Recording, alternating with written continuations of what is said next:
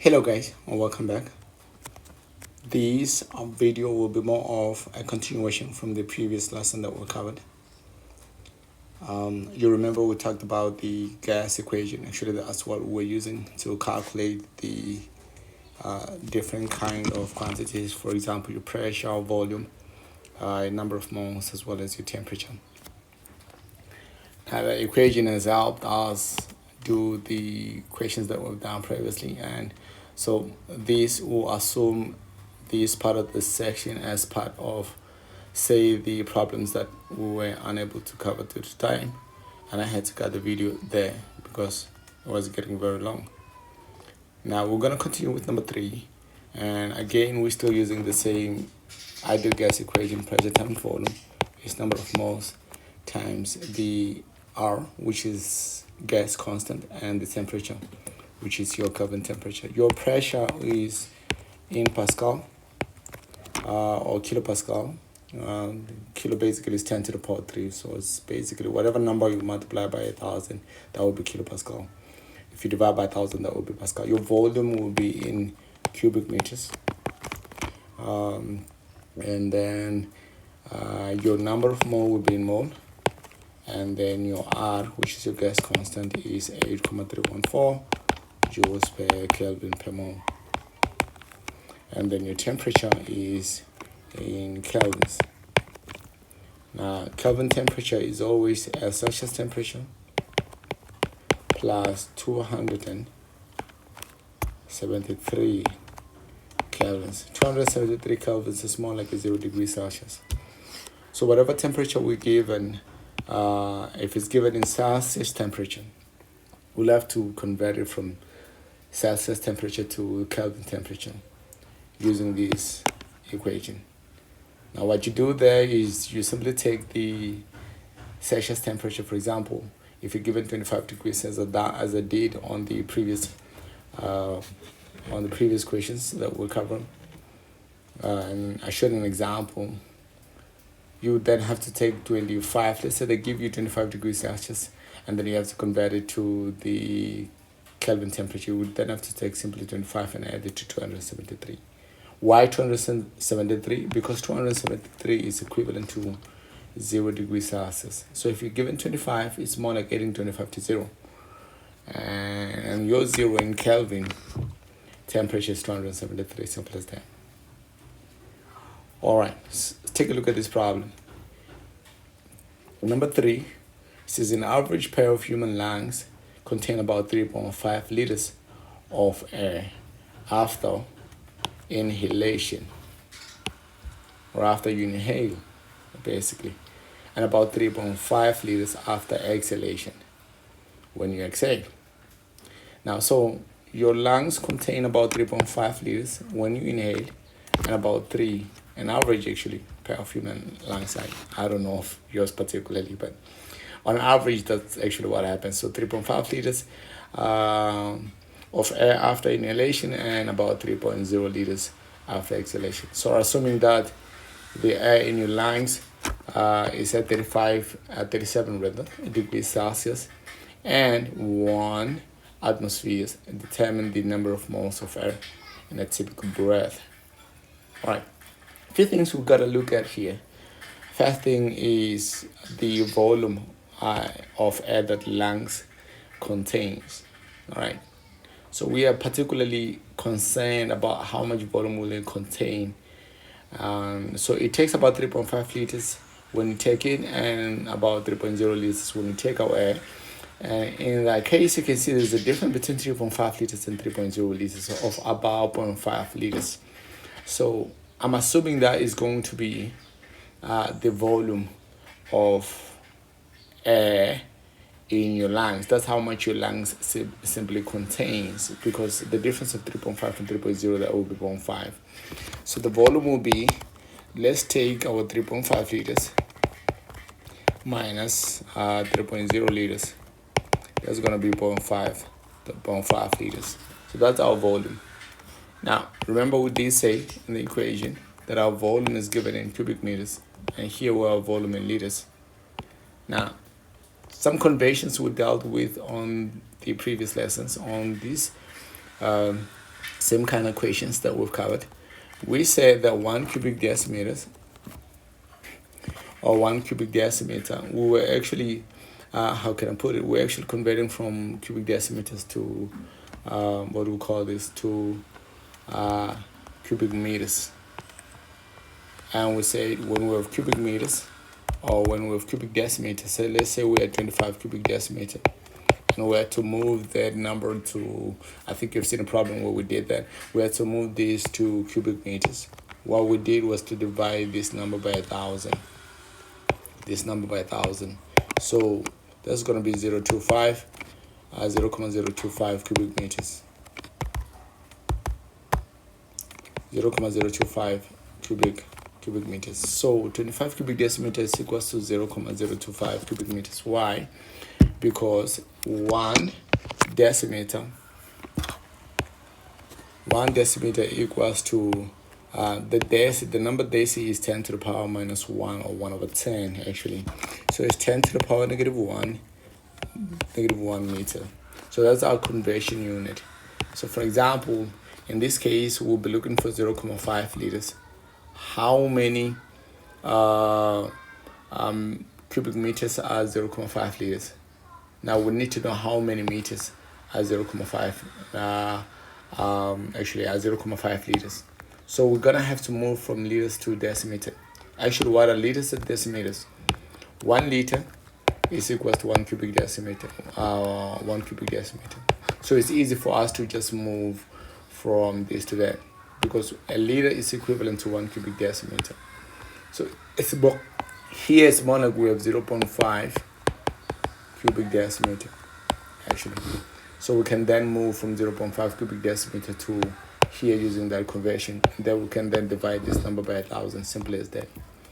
So we have 0.5 cubic decimeter, and then we're going to divide that by 1. We're going to multiply by, here we have 1 decimeter. I'm going to put decimeter below, and then that 1 decimeter is equal to 10 to the power minus 1 meters. And then since I'm looking for to the power 3, I'm going to have to cube all that. So this is my conversion unit. That's here. 1 decimeter is equivalent to 10 to the negative 1, or 1 over 10 meters. All right. So 1 decimeter to the power 3, that will be 1 cubic decimeter, or 1 decimeter cube. Decimeter cube will cancel that decimeter cube. So I have 0.5 multiplied by 10 to the negative 1 cubic meters. Simply as that. So to the negative 3 instead, the negative 1, because I'm multiplying this by 3. All right, so I'm dividing more by 1,000. So 0.5 divided by 1,000. Then I'm going to get this, if you want to think of it like that. So what are we going to have? So that's going to be 0.5 multiplied by what do we call the 10 to the power negative 3, 10 to the power minus 3. That's going to be 0.005 actually, 3 zeros after the comma. So that's going to be 0.0005 cubic meters. But you can simply just divide by 1,000 and then you'll be done. Right, so just going to go ahead and get rid of this. So our volume is 0.0005 cubic meters.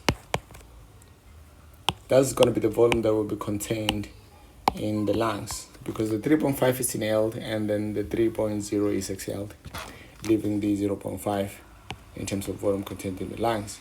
Because they're saying, we are assuming that the air in your lung is at 35 after the whole process is taking place.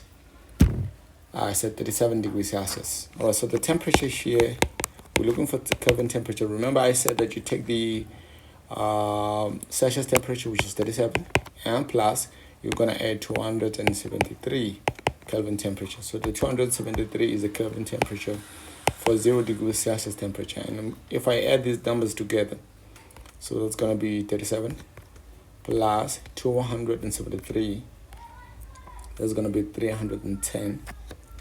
The 310 is the Kelvin temperature that I have, which is the equivalence of 37 Celsius temperature, a degree Celsius temperature.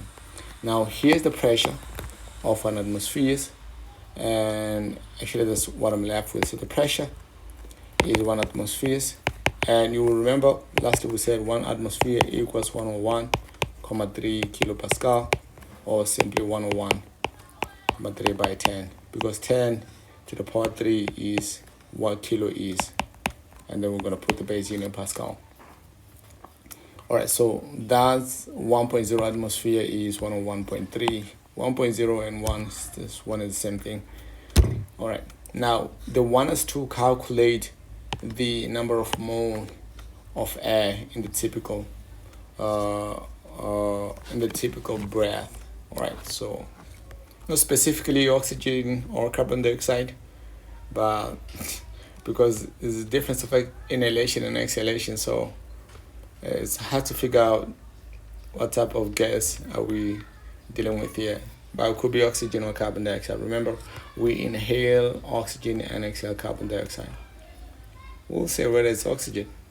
I'm just using my conclusions here. Okay, so let's go ahead and calculate the number of moles. So we use the pressure times volume. It's number of moles times the gas constant times the temperature. Remember, this is the Kelvin temperature. The R we know. We said it's 8,314. We dealt with this on the previous lesson.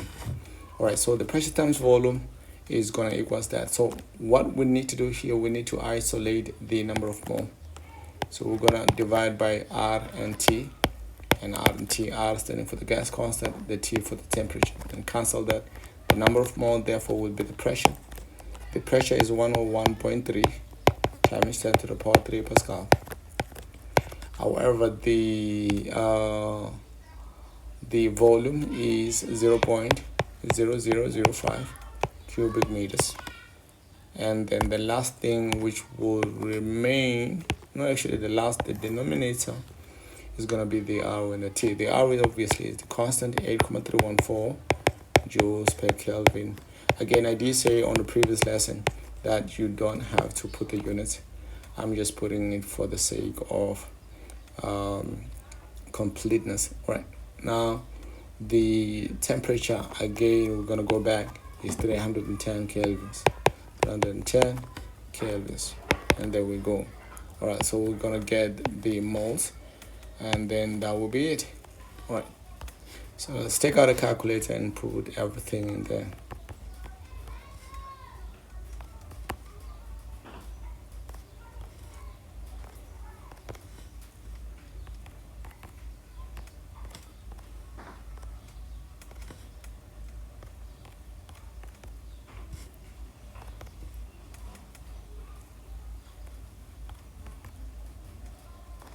All right, there we go.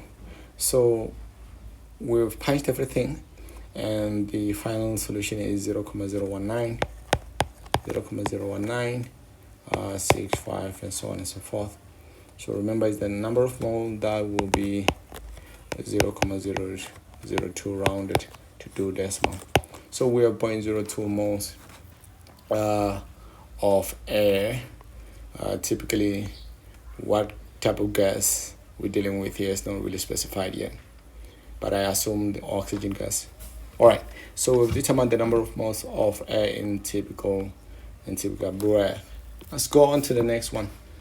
A learner is asked to calculate the answer to the problem below. All right, so I'm assuming for this problem, I think I had the solution for the learner, where the learner just worked out the problem, and then I'm sure something was wrong with the problem. I don't remember. And then we had to come up with our own solution to the problem. But we're just going to go ahead and just get the solution to the problem right away. All right. And if it was compared side by side with the learner's problem, we'll be able to see what the learner went wrong. But for this case, I just skipped that part, just cut it off. We're just going to focus on the problem alone. So now, for this particular problem, we are asked to calculate the pressure exerted by 1.5 mole of nitrogen gas in a container with a volume of 20 cubic decimeter at a temperature of 37. So this is going to be quickly down. Pressure times volumes, number of mole times that, times gas constant times temperature. And then we're looking for to calculate the answer to these. So calculate, what are we actually looking for? Calculate the pressure. So we're looking for the pressure exerted. So we have nRT divided by V. So I'm just gonna write everything here. The N is 1.5 mole. The T, or the Kelvin temperature, is 37 again, plus 290, I think 273. We just did this on a previous question. That's 310 kelvins. And what else? 20 cubic decimeter will be 0.02 cubic meters. Because we divided by 1,000, just move the decimal 3 units to the left. All right, so that will be the volume. And I think at this point we're just gonna put everything. So this was an easy question, rather, wasn't that difficult. All right, so for our number of moles, it's going to be 1.5 mole. And then for our R, which is our gas constant, again 8.314 joules per Kelvin per mole. Again, I'm going to keep repeating this. You're not required to put the unit.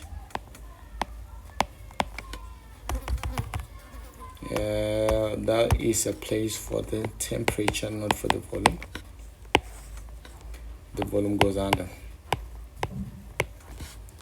All right, so we got a pressure. Remember, the pressure that we're going to get here is in Pascal. We can convert this to kilopascal by multiplying by 1,000. Then we're going to get a kilopascal. So there we go. So we have 1.5. There's our gas constant, and our temperature is 310, which is the equivalence of 37 degrees Celsius, excuse me. And then our volume is 0.02. The final answer there is 193,300.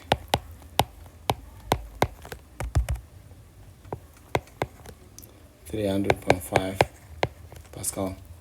If we divide this by 1,000, we're gonna get 193.3005 kilopascal. And there, ladies and gentlemen, will be your final solution. All right, let's take these to this last question. So it's gonna be A and B. Now, for this particular question, we're told that most modern cars are equipped with airbags, as we all know, for both the driver and the passenger. An airbag will completely inflate in 0.05 seconds. How that time is relevant, we'll see as we proceed with the question. Now, this is important because the typical car collision lasts for about 0.0. So that's the time in which the collision of a car, or maybe it can collide with another car, or maybe it runs into a tree or a house or anything of that matter. So if it comes into any form of collision, that collision will last for about 0.125 seconds, and it takes about 0.05 seconds, which is, I think it's half the time. It's half the time it takes for the lasting of the collision. I think so, or a fraction of the time. So the following reaction of a sodium iodide, which is a compound found in airbag, is activated by an electrical signal. So this is the reaction. We have sodium iodide, which is basically, or decomposes to sodium and nitrogen gas.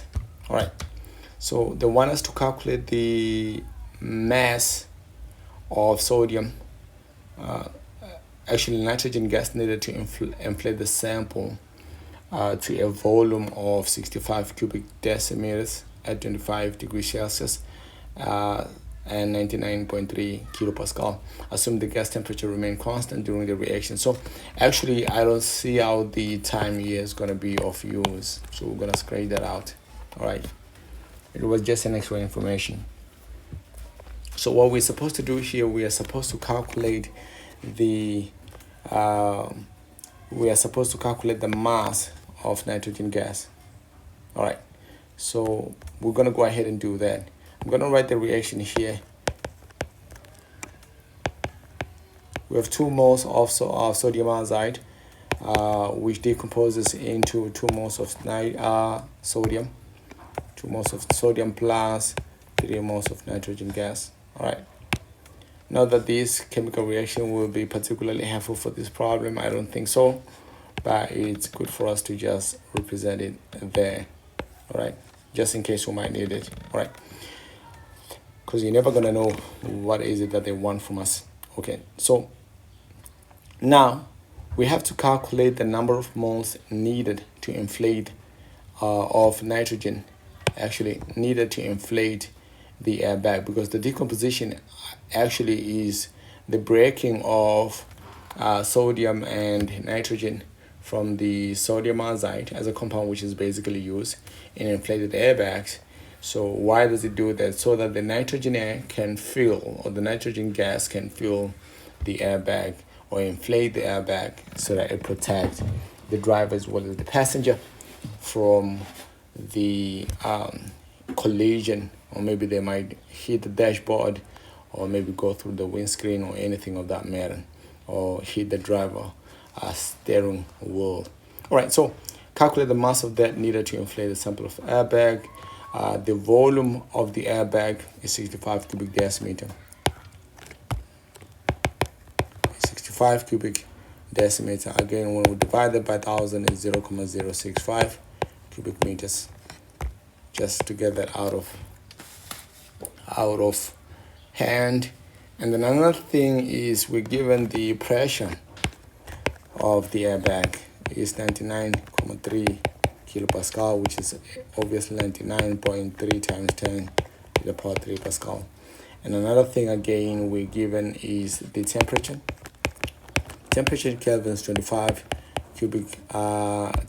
degrees Celsius, and we're gonna add to 273, which is 298 kelvins. All right, so I think at this point I have everything.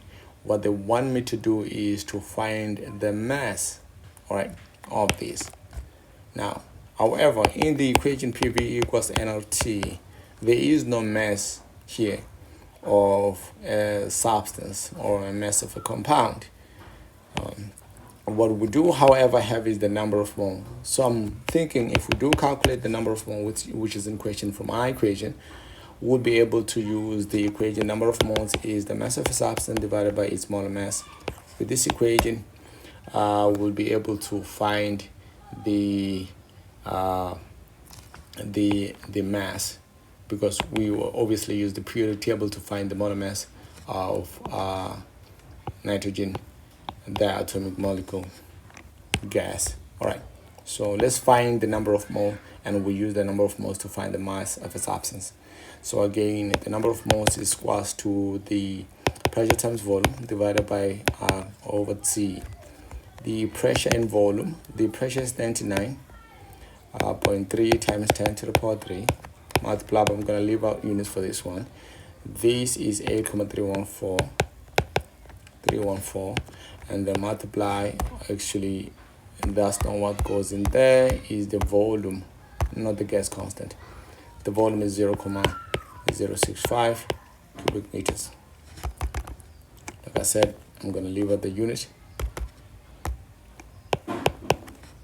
And then divided by, looking at the R, which is 8,314, and then the temperature is 298 Kelvin. What is the number of mole there? I will be able to find that given a calculator. So let's punch all those numbers in.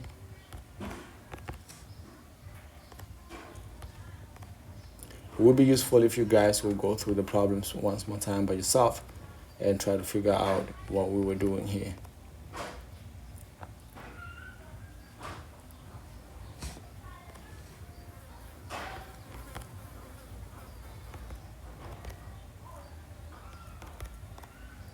All right, there we go. We have 2.8 I think there's going to be 2.60. Those are large number of mole. 605, we will leave it 2 decimal. So this is the number of mole of the air, of the nitrogen in this case, of the nitrogen gas that was inflated into the airbag given the set of conditions. All right. So they were looking for the number of mass, however. Now we will use the number of moles to get the mass using the equation. Number of moles is the mass of a substance divided by its molar mass. The molar mass of nitrogen gas, we'll find that in the relative atomic mass of our periodic table. I'm going to pull out a question paper just to see where that is. All right, so we have nitrogen, which is 14. So the relative atomic mass of nitrogen is 14. So the atomic molecule, that will be 2 times. That will be 2 times that. That will be 2 times 14. That's going to be 28 grams per mole, meaning that 1 mole of oxygen, or nitrogen rather, is going to give us 28 grams. So we're looking for this, right? This we do have. So we're going to put that in. 2.61 mole equals, this is N. What we're looking for, the molar mass, is that number, this one, 28 grams per mole. We're going to use the classic cross multiplication algebra, multiply both sides by 28 grams per mole, and multiply here also by 28 grams per mole. This and that cancel. The mass rather will be 2.61 by 28 grams per mole.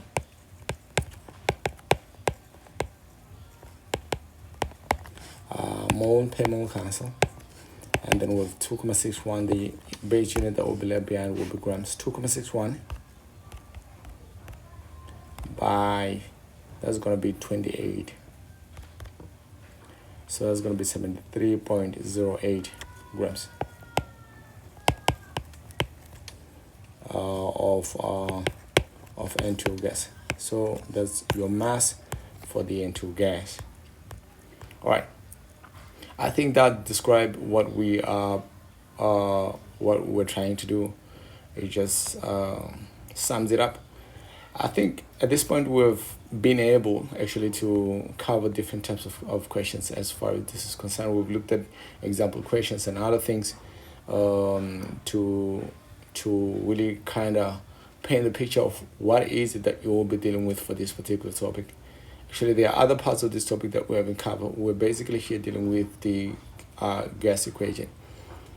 And hopefully these questions will help to clarify some of the things that you may have found difficult. Number B, the above reaction produces heat because it's a decomposition. The decomposition has to produce heat, which raises the temperature in the airbag. So obviously the temperature in the airbag will increase. So once the temperature increases, what happens? Describe in terms of the kinetic theory of gases, how pressure in a sample of airbag will change, if at all, as the gas temperature returns to 25. So initially the temperature was at 25, and when it increases, the increase in temperature will increase. So if I'm just going to put it like this: if we have the number of mole, for example, for number of mole and temperature, I think this equation would just help prove what I'm trying, or maybe this graph that I drew here will just show me. So here I have a graph that represents the relationship between pressure and temperature. Pressure versus temperature. Now the pressure versus temperature here, you can see for this particular graph, however, this graph was for another problem that I wanted to look at. Due to time, I won't be able to look at now, but you can see here that the temperature is increased from 300 and went a little bit up to just about that temperature, whatever that number is. And you can see that pressure actually, and you can see the temperature is increasing. So the pressure and temperature have a direct relationship according to some of the other laws that we'll study later. I don't want to get ahead of myself. So this direct relationship between pressure and temperature. If pressure increases, it will be because the temperature increased. In an inflated airbag, for example, all right, we do have the number of moles. If the number of moles are kept constant, all right. So if we have our ideal gas equation, P1V1 over N1 T1 equals P2V2 over N2 T2. So again, pressure and volume, number of moles, and temperature. So this is the same equation as we dealt with as PV is equal to nRT. We just worked it somewhat differently to just find this combined ideal gas equation. I'm going to show you when we do that topic, and I want you guys to tune in and just look at that, where we'll be discussing Boyle's law and Charles' law and so on and so forth. But this one particularly, the pressure of a certain gas, we can say at a given temperature, say we can say it in constant temperature, and we keep the number of mole unchanged, we'll find that let's say we keep the volume unchanged and the number of mole unchanged. So we'll just cancel this. I'm not going to tell you who's lost this as yet, because I want you to just bring your interest when we do study the topic. The same topic actually, but studying the laws. If I keep the volume at constant as well as the number of moles as constant, I have the relationship between pressure and temperature. So the pressure and temperature, if this is a certain container, or in this case will be the airbag, and I have the same volume of airbag with the same number, what we call that, with the same number of mole. I'm just going to repeat this. Just make sure that's identical.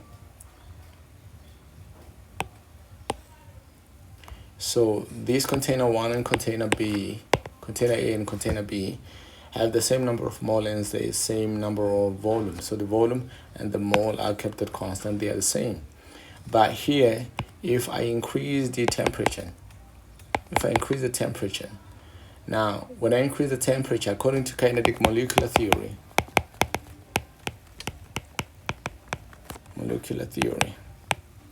what the temperature does is that it increases the kinetic energy of these molecules inside the container. And as it increases the kinetic energy of these molecules inside the container, what the molecules will do is that they will interact with the surface of the container and exerting a force, all right? And exerting a force in the container. We'll talk more about this, or maybe for more information, more clarity on this, you will have to check out the lesson done on the introduction to ideal gas. All right, so now if it increases the kinetic energy of this molecule, the molecules would then interact with the surface more frequently and causes more collision. All right, so here increases collision because we increase the temperature. All right, so let's say initially we had the temperature as some temperature, and then we increase the temperature here, right? We increase more collision, we increase the number of collision, and the number of collision will increase the pressure, because why? Will increase the pressure because why? When the surface is interacting with the molecules interacting with the surface, exerting a force per area, which is our pressure. So we have more forces interacting with the area or with the inside of this. So the question was, using the theory, what happens when we increase the temperature? When we increase the temperature, the pressure increases. And when we take it back to its initial temperature of 25 degrees Celsius, as they say, now the pressure will go back to the temperature that we had. So that's how actually you explain this kind of ideas. Describe in terms of the kinetic theory of gases, how the pressure in a sample of airbag will change, if at all, as the gas temperature returns to 25 degrees Celsius. So if it returns to 25 degrees Celsius, the pressure will not change. If it goes higher, the pressure will change. So the temperature is directly related or is directly proportional to the pressure. Increasing the temperature increases the pressure. And if it returns to is 25 degrees Celsius, we're going to have the same 99.3. If we then increase the temperature from 25, we're going to have more pressure. Simple as that. So the higher the pressure, the higher the temperature. If the pressure is maintained at 25 degrees Celsius, the temperature will be maintained at the same initial temperature that we started with. So just basically how we illustrated, and graphically I was able to just show you some of the ideas based on that, even though this was to describe something else. But with that being said, you guys will study more and just get a handle of what this topic is all about. At this point, I have to say good luck and good time studying.